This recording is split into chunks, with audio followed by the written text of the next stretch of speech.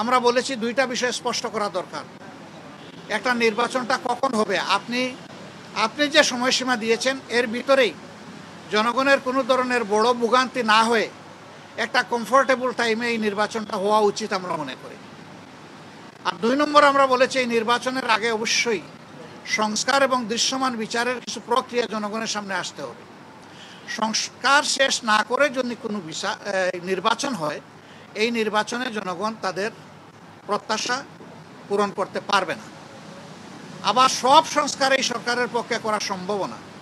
মাত্র 5টা সুনির্দিষ্ট বিষয়ে তারা হাত দিয়েছেন। এতটুকু নিষ্পত্তি হওয়া উচিত সন্তোষজনকভাবে।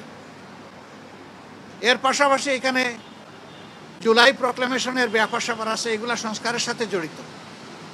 তো অনেক দলের দাবি দেওয়ার মধ্যেও কিছু ভিন্নতা আছে, এটা থাকবে। দল যেহেতু আলাদা, মতেরও ভিন্নতা থাকবে, এটাই স্বাভাবিক। আমরা বিশ্বাস করি সমস্ত দলই দেশকে ভালোবাসে।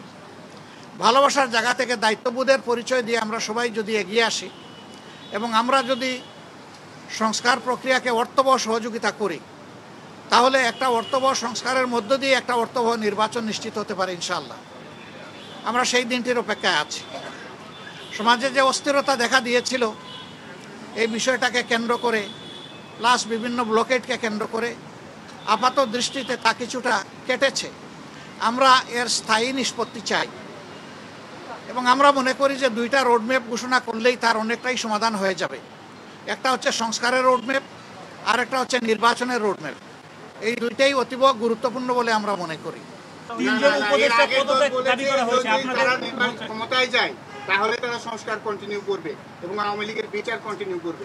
আপনারা কি এটা বিএনপি কখনো কখনো বললে, তারা কিন্তু বারবার এখনো বলছে যে আমরা সংস্কারের বিরোধী নই, তবে নির্বাচনের রোডম্যাপটা আমরা চাই সুনির্দিষ্টভাবে। সেটা তো আমরাও চাই, কিন্তু আমরা কোনো সময় বেঁধে দেইনি। আমরা কমফোর্টেবল 2টা টাইম আপনাদের মাধ্যমে এই জাতিকে জানিয়েছি।